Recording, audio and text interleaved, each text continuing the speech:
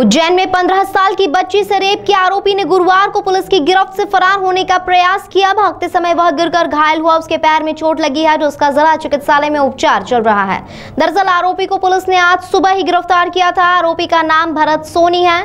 वह उज्जैन के नानाखेड़ा क्षेत्र की ही झुग्गी बस्ती का रहने वाला है और ऑटो चलाता है। पुलिस ने बताया कि आरोपी ने बच्ची के साथ जीवन खेड़ी में दुष्कर्म किया। वहीं टीआई अजय वर्मा ने बताया कि पुलिस जब आरोपी को जांच के लिए मौके पर लेकर गई तो उसने वहां से भागने की कोशिश की।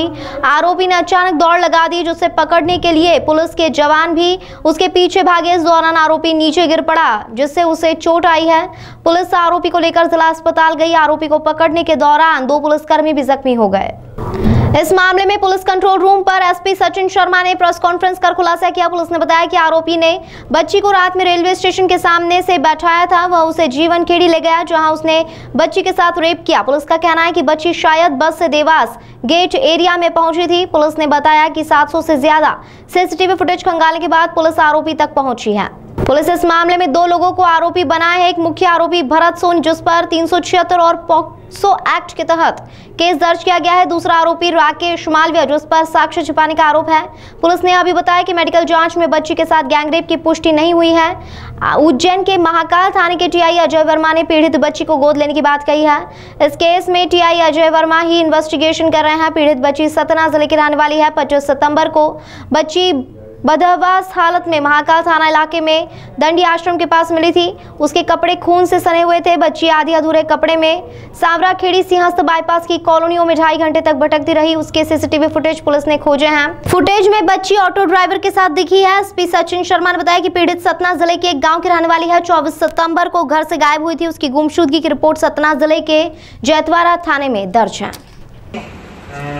बिंदु थे खासकर जांच के, विवेचना के, चाहे वो डिटेक्शन संबंधित हो, इन्वेस्टिगेशन संबंधित हो, लगातार उसमें प्रयास कर रहे थे।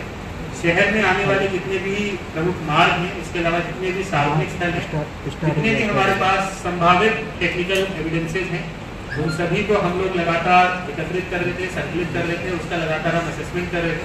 तो इनिशियली जो जानकारी प्राप्त हुई थी उसमें फुटेज में एक ऑटो मिला था, जिसमें शुरुआत में उसे पूछताछ और उससे जब लगातार पूछताछ की तो उसने बताया कि कुछ समय तक वो कहीं ना कहीं जो हमारी विक्टिम है उसके साथ वो रहा था। और इसके बाद जब हमारी विवेचना हुई उसमें 3 प्रमुख तौर पर बिंदु निकल के आए। इसमें पहली चीज जो निकल के आई कि बच्ची कहाँ की है, तो सतना जिले में एक FIR हुई थी 363 की। तो हो गया सब कुछ। इनको आईडी भी लगा सर। इस पूरा घटनाक्रम क्या पूरा घटनाक्रम? उज्जैन जिले में 25 तारीख को महाकाल थाना अंतर्गत एक घटनाक्रम हुआ था, जिसमें बच्ची को घायल पाया गया था। इसको प्राथमिक उपचार के लिए उज्जैन जिला अस्पताल लेके जाया गया था। उपचार के दौरान जो साक्ष्य आए थे उसके आधार पे 376 IPC और पॉस्को एक्ट के तहत कायमी की गई। अपराध कायमी के उपरांत इसमें SIT गठित की गई, जिसने सभी पहलुओं की जांच बहुत सघनता से की और टेक्निकल डेटा और मुखबिर सूचना के आधार पर हम लोग जो प्रमुख आरोपी थे उसकी आज गिरफ्तारी करते हैं। सर, ये पूरी घटना कहाँ पर हुई थी और जो ऑटो चालक है इसके अलावा और कितने आरोपी?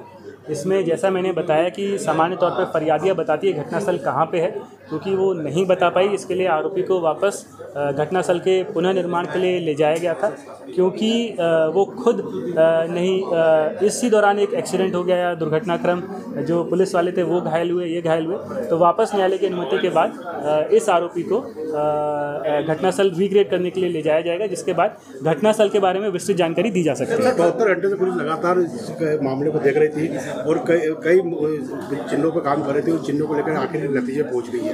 तो कुछ शॉर्ट में मतलब इसमें सभी जो मीडिया बंधु हैं हमारे और सभी जो उज्जैन जिले के नागरिकवासी हैं, जिनको कहीं ना कहीं विश्वास था कि जो ये गंभीर घटनाक्रम हुआ है उसको कहीं ना कहीं हम क्रैक करेंगे, उनके विश्वास के लिए, उनकी भरोसे के लिए बहुत बहुत धन्यवाद। और लगातार हम इस तरीके पर जारी रखेंगे। सर, जिसने उसकी मदद की थी उस लड़की की, उनके लिए भी कोई कुछ कहना चाहेंगे?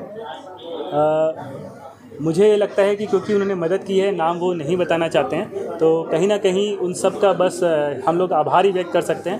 और भविष्य में भी अगर कभी किसी को कहीं भी ज़रूरत पड़ती है, चाहे वो एक्सीडेंट हो, कहीं भी हो, जो बड़ा दिल दिखा के इस तरीके से करता है, मुझे लगता है मानव सेवा ही माधव सेवा है। तो कहीं ना कहीं वो ईश्वर की सेवा और अच्छे से करता है। लिख देना सर, गोद टीआई अजय वर्मा जो महाकाल थाना प्रभारी है, उनका ये मानना था कि अगर इस केस को बहुत जल्दी डिटेक्ट कर पाए तो बच्ची का जो शिक्षा का व्यय है वो उसको उठाएंगे, यदि जो बच्ची हैं उसका परिवार उसकी अनुमति देता है।